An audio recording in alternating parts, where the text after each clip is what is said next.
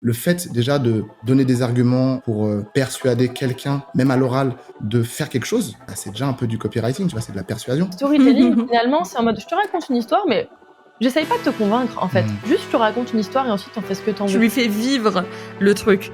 Et le fait C'est ça. de faire vivre le truc, en fait, ça crée quelque chose qui est tellement fort que ça renforce derrière le passage à l'achat, quoi. On a dit. On va parler un peu de storytelling et de copywriting aujourd'hui. C'est la première fois Ok. qu'on prononce, je pense, storytelling, en tout cas dans un titre d'épisode du podcast de la Diff. Ouais, Et- bah oui, on parle tout le temps de copywriting, mais c'est vrai que le storytelling prend de plus en plus de place dans la communication. Et ce qui serait bien, justement, c'est qu'on fasse... je pense que c'est important de souligner le distinguo entre les deux. Ouais. Alors, le storytelling, comme son nom l'indique en anglais, storytelling, c'est le fait de raconter des histoires.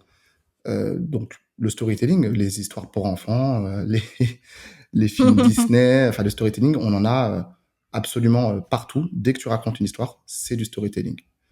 Le copywriting, copywriting, to write a copy en anglais, ça veut dire écrire une copie, alors une page de vente ou voilà un discours, de construire un discours de vente, un argumentaire. Et là, l'objectif, ça va être de persuader. Là où dans le storytelling, l'objectif, c'est de faire vivre des émotions. Alors, dans les deux cas, tu fais vivre des émotions, mais dans le storytelling, tu vas tout simplement raconter une histoire et montrer un parcours, le parcours d'un héros, quel qu'il soit.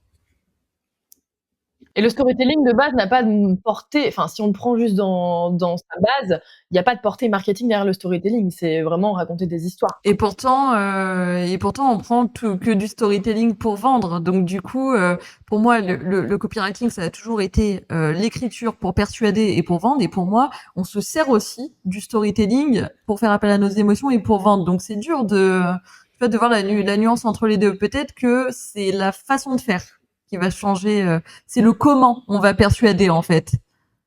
L'un sert l'autre. En fait, le storytelling, pour moi, va appuyer le copywriting parce que le fait de raconter des histoires en tant qu'être humain, on est hyper attiré par ça et C'est ça. ça fonctionne, ça joue sur les émotions. C'est un peu comme si je disais, voilà, voilà la limonade que vous avez sous les yeux.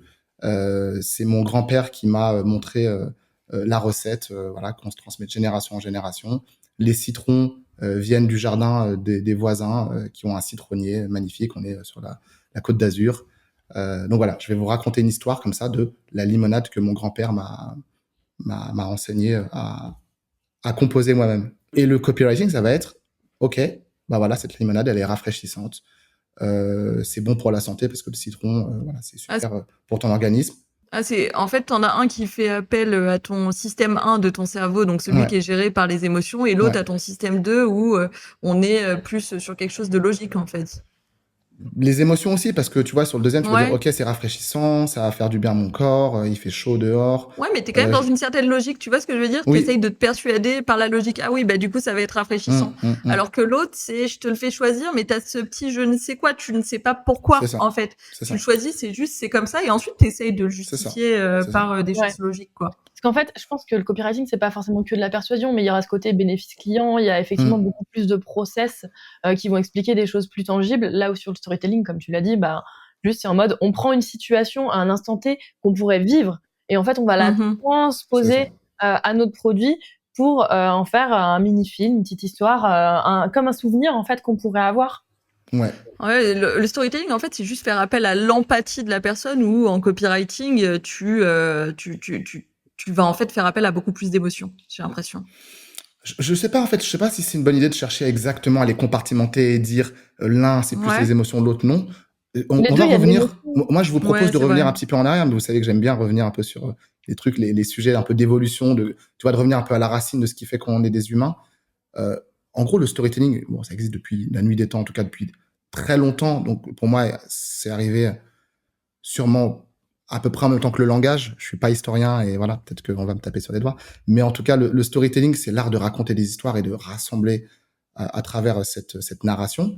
Mais si tu regardes bien le copywriting, le fait déjà de donner des arguments pour persuader quelqu'un, même à l'oral, de faire quelque chose, c'est déjà un peu du copywriting, tu vois, c'est de la persuasion. Donc, c'est vrai. Donc finalement, les deux existaient déjà. Le copywriting, c'est pas né il y a 50 ans avec l'arrivée, voilà, tu vois, avec la globalisation et Internet. ça existe en fait depuis la nuit des temps. C'est juste que l'écriture persuasive et on va dire le discours persuasif, c'est je fais en sorte que quelqu'un fasse quelque chose. Par exemple, je sais pas, si tu veux que ton enfant attache sa ceinture, tu vas lui dire, en échange, je sais pas, t'auras une glace après ou quoi. L'idée, ça va être de juste faire en sorte que quelqu'un fasse ce que toi, tu as envie que cette personne fasse. C'est pour ça que d'ailleurs, on peut vite aller après vers la manipulation. Hein, c'est important de. Ouais, c'est un petit peu ça en vrai. Hein, on va pas se mentir. Ouais. Mais même d'ailleurs, je vais un peu plus loin, mais même voilà, chez les animaux, ils vont aussi, tu vois, ton chat qui va miauler, machin, il va aussi vouloir que tu fasses telle ou telle chose. Donc c'est simplement pousser quelqu'un à faire une action qu'on a envie qu'il fasse. Le storytelling, ça va être, ouais, vraiment, on va créer tout un univers autour pour que le passage à l'action soit encore plus facile. On se dise, ah ouais, ok, on est vraiment, je sais pas comment dire, on va se sentir porté, quoi. Si on prend juste l'histoire de la ceinture de l'enfant qui veut pas s'attacher dans la voiture, il va y avoir le discours où effectivement tu lui dis attache ta ceinture, c'est mieux pour ta sécurité, et puis voilà, t'auras un bonbon, et nanana, tu peux dire des trucs comme ça. Et en fait, si on essaie de le penser en mode storytelling, ça peut être en mode, tu sais, un jour, papy, il a oublié de mettre sa ceinture, il a eu un accident de voiture, et du coup, moi, j'aimerais pas qu'il t'arrive la même chose. Et là, tout de suite, oui, parce que tu t'identifies à la personne et tu lui fais vivre le truc. Et le fait de lui faire vivre le truc, en fait, ça crée quelque chose qui est tellement fort que finalement, ça renforce derrière le passage à l'achat, quoi. Ouais. Exactement. Et ça me fait penser à un truc, c'est que quelles que soient les techniques d'écriture ou de prise de parole utilisées, l'idée, c'est qu'effectivement, plus on arrive à faire émerger un raisonnement et des sentiments, des émotions de la personne, et mieux c'est. C'est-à-dire que plutôt que de lui dire, effectivement, attache ta ceinture, c'est de créer tout un discours, toute une histoire autour, qui va faire que l'enfant va se dire naturellement, ah non, mais attends, là, faut que j'attache ma ceinture. Et ça, c'est l'idéal, parce que la personne va se dire, mais l'idée, elle vient de moi. Alors, oui, parce que c'est intuitif, en fait. Voilà, on a façonné son environnement, sa perception, pour que la personne se dise, ok, je vais acheter la limonade ou je vais attacher ma ceinture. Ouais, mais je pense que c'est ça le plus grand pouvoir décisionnel, parce que finalement, quand quelqu'un nous dit de faire quelque chose, on choisit de le faire ou pas le faire, mais on peut tous avoir cet esprit de contradiction de dire j'ai pas envie qu'on me dise ce que je dois faire. Alors que le storytelling, finalement, c'est en mode je te raconte une histoire, mais j'essaye pas de te convaincre, en fait. Je te dis rien de particulier, juste je te raconte une histoire et ensuite t'en fais ce que t'en veux. Et en fait, c'est qu'est-ce qui se passe dans le cerveau de cette personne pour se dire ah tiens, cette histoire m'a appris une leçon et je prends la décision de faire ça parce que je l'ai compris grâce à cette histoire. Exactement. Et en fait, là, ça change tout parce que tu passes d'une décision de je le fais parce qu'on m'a dit de le faire à je le fais parce que j'ai compris pourquoi il fallait que je le fasse et du coup, j'ai envie de le faire. Du coup, dans quel cas on utilise l'un et dans quel cas on utilise l'autre ou les deux ensemble? Enfin, du coup, comment on gère ça en fait? Alors, tout dépend de la stratégie, de tout, voilà, le travail qu'on a fait en amont, de positionnement, de la cible qu'on vise, parce que forcément, une cible. On y revient toujours, au positionnement. Voilà, on y revient toujours, mais tu vois, une cible B2B qui va résonner, en tout cas, soi-disant, plus par la raison, par le raisonnement, on va peut-être un peu moins injecter de storytelling, et encore. Mais j'ai envie de dire, le copywriting, en tout cas, il est partout. Et encore, c'est pas vrai, ça, hein. C'est B2B ou pas, c'est des personnes que tu as en face de toi et en fait, elles réfléchissent avec leurs émotions, elles prennent des... Exactement. En fait, on te dit souvent, tu choisis avec ton émotion et ensuite tu justifies par la logique cette phrase, on la voit partout, mais en fait, c'est exactement ça. Et donc, je pense que le storytelling va faire que tu vas vouloir le truc, t'en as envie, du coup, et puis derrière, t'as le copywriting qui va rassurer la deuxième partie de ton cerveau et justifier. Mais le copywriting va aussi te donner envie. Hein. Il va aussi jouer sur les deux. Toujours est-il que, en fait, on est en train de séparer aussi storytelling et copywriting, mais en fait, le storytelling est une méthode de copywriting. Exactement.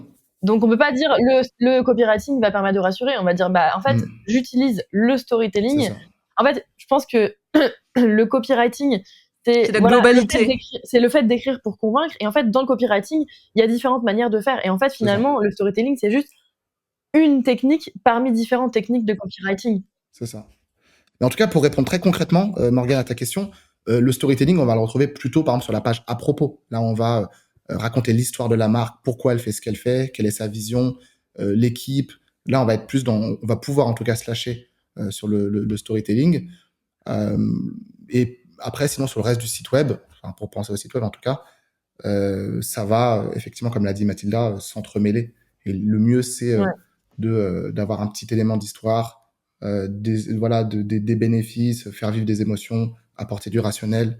Ça va vraiment tout s'entremêler, quoi. Ouais, donc au final, le storytelling, c'est une composante du grand tout qui est le copywriting. On peut le voir comme ça, après ça dépend. Enfin, comme je disais tout à l'heure quand je suis remonté un peu dans le temps, ça c'est nous qui, encore une fois, on le dit comme ça, Oui. oui. Quand c'est appliqué au marketing. Oui, appliqué au marketing, oui. Appliqué au marketing, Voilà, oui. c'est ça. Et c'est ça qui nous intéresse parce que c'est ça que veut notre audience, en fait. Bien sûr, bien sûr. C'est ça qu'il faut différencier parce qu'effectivement, le storytelling, tu l'utilises pour faire un film. Bah oui, c'est ça. Harry Potter, c'est du storytelling. Mais là, on parle pas de ce storytelling-là, en fait. C'est juste qu'on va, voilà, utiliser ces techniques-là pour vendre. Ouais, c'est ça. Mais après, ce qui est important, c'est juste de se dire qu'effectivement, selon les usages, bah, peut-être qu'on va peut-être un peu moins utiliser du storytelling, par exemple, pour une fiche produit. Toujours est-il que justement, tellement personne ne le fait que ça pourrait aussi faire la diff de le faire. Donc, ça peut être intéressant. Et je pense qu'il faut juste évaluer en fonction des objectifs qu'on a.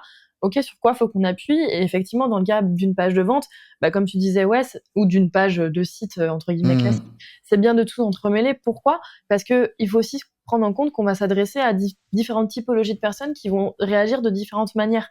Et il y a des personnes qui seront plus sensibles à des arguments rationnels et il y a des personnes qui seront plus sensibles par rapport à tout ce qui est émotionnel. Et en fait, en entremêlant un petit peu de tout, on peut se dire que voilà, il y a des gens, on va peut-être plus appuyer sur leur corde sensible et des gens, on va peut-être plus appuyer sur leur corde pratique et rationnelle. Et c'est ça qui est intéressant à voir aussi là-dedans.